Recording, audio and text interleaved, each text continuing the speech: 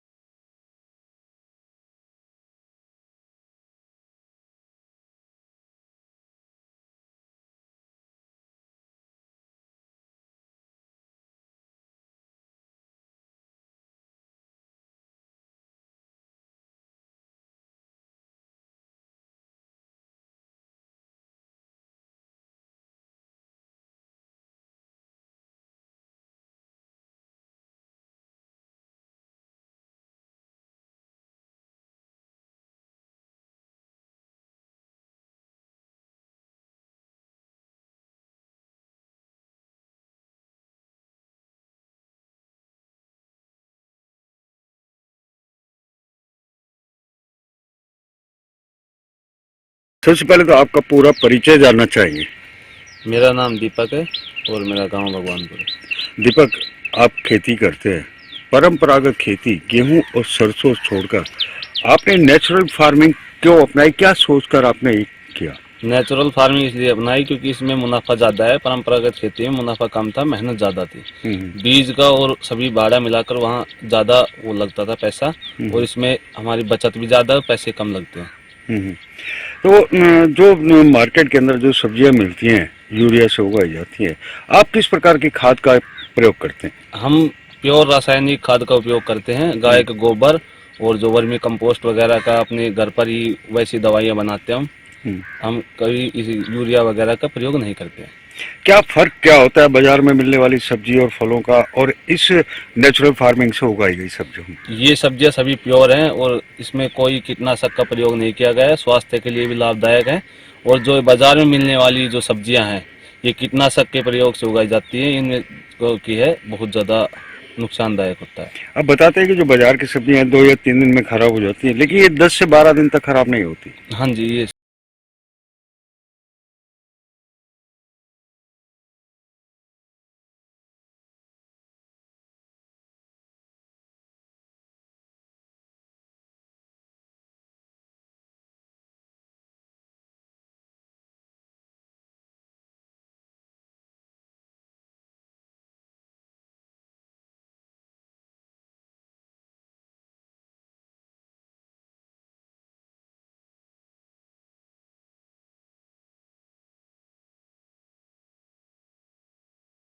बागवानी करते हैं तो इनमें पौधों में फसलों में बीमारियां भी होती होंगी। किस प्रकार कृषि विभाग और संबंधित विभाग से आपको सहायता मिलती है? हमसे सहायता ये मिली, कृषि विभाग रामपुरा और DHO जो है हमारे district horticulture officer Shri Manjeet ji, वो समय समय पर हमें अवगत करवाते रहते हैं बीमारियों के बारे में और इनके इलाज के बारे में। हमारे यहाँ पर दौर भी होता है उनका।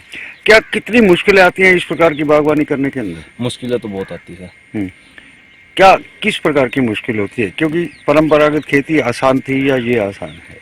मुश्किलें ये आती है कि हमारे यहाँ पर जो है आप आसपास देखेंगे बहुत कम लोग कर रहे हैं। सबसे पहले हमने यहाँ पर शुरू किया था अपने गांव में परंपरागत खेती को छोड़कर। आज जो है किसान हमारे पास खुद आ रहे हैं रुझारू होकर कि हमारा भी बाग लगवाओ। कितने वर्षों से आप ये काम कर रहे हैं? करीबन 8 से 10 साल। 8 से 10 साल हो गए। प्रगतिशील किसान दीपक का कहना है कि उन्हें ऑर्गेनिक सब्जियां, फल बेचने में थोड़ी परेशानी होती है। उन्होंने सरकार से अपील करते हुए कहा कि ऑर्गेनिक फार्मिंग करने वाले किसानों के लिए अलग से स्टोर बनने चाहिए ताकि किसान अपनी फसलों को अच्छी तरह बेच पाए।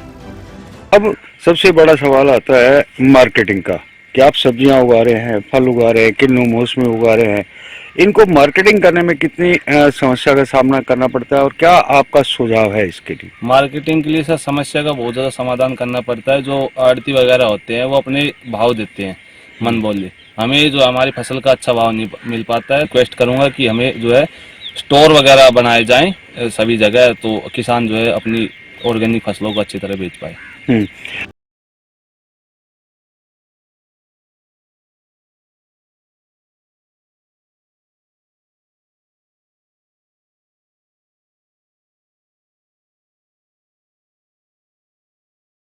इतना मुनाफा मिल जाता है कि आपको अपने लेबर भी रखी हुई होगी, सब कुछ होगा, क्या वो सारे खर्चे उससे निकल जाते हैं और क्या सरकार की योजनाओं से आप संतुष्ट हैं? अगर हम जैसे परंपरागत खेती का और इसका मुकाबला करें तो इसमें जो हमें दुगनी बचत है, लगभग दुगनी बचत है, और जो हमारा सभी खर्चा निकाल कर हमें अच्छा मुनाफा हो जाता है।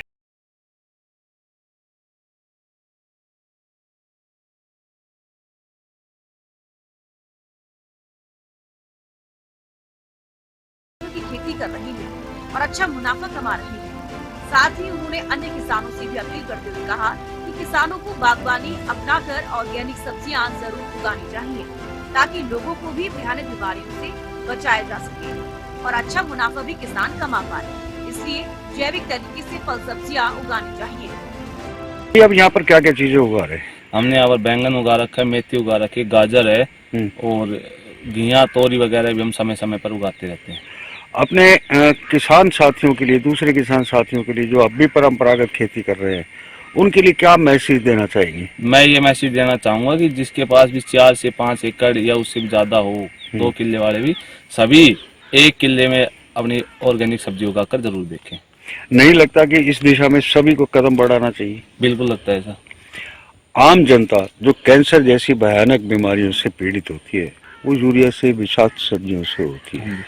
जनता के लिए क्या अपील करेंगे कि वो किस प्रकार आप डॉक्टर की तरह अपना एक किसान भी चुने? बिल्कुल सर, किसान तो चुनना चाहिए जो ऑर्गेनिक फार्मिंग करे, और मेरा सभी से रुझान ये है कि इसको परंपरागत खेती को और जो विषैले जो हमारे कीटाणु ये हैं यूरिया वगैरह, इनको छोड़कर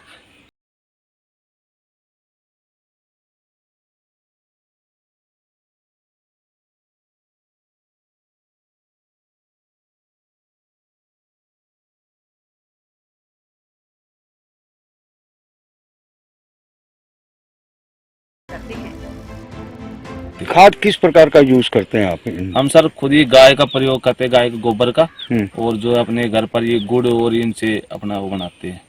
क्या सरकार की तरफ से कोई कैंप लगाकर कोई प्रशिक्षण भी दिया जाता है? बिल्कुल सर, हमें अवगत करवाया जाता है परीक्षा लग कर यहाँ पर। हम्म। तो क्या नई चीजें वहाँ पर मिलती हैं आपको सीखने के लिए? नई चीज हमें जानने को मिलता है कि हमारे यहाँ पर पौधे कितने ग्रोथ करे वो हमें बताते हैं। इस चीज इतने साल का पौधा हो गया तो इतनी बीज दो, इतनी डोज दो, ऐसे ये करना है। सभी को हमें आउटलेट के वगैरह भी बताए जा रहे हैं। सरकार से हमें सब्सिडी मिल रही है, सरकार से बराबर सब्सिडी मिल रही है? बराबर सब्सिडी मिल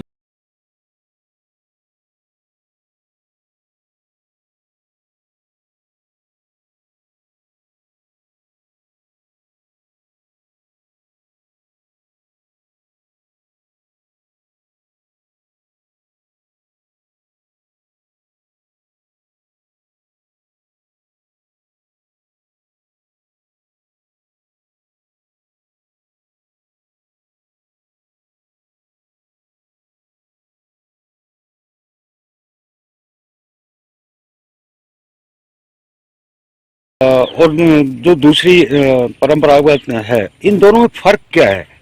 परंपरागत खेती में ये है कि हम जैसे गेहूं सरसों उगा रहे थे, हमें मुनाफा कम था, लागत ज्यादा थी, मेहनत ज्यादा थी।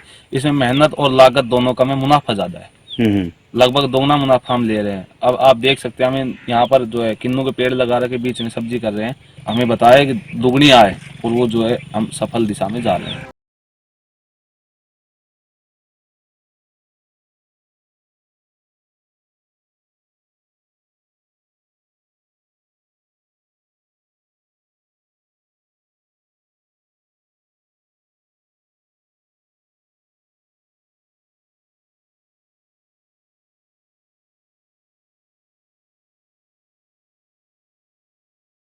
आप किसान दोगुना आय की तरफ बढ़ रहे हैं? बिल्कुल बढ़ रहा है सर।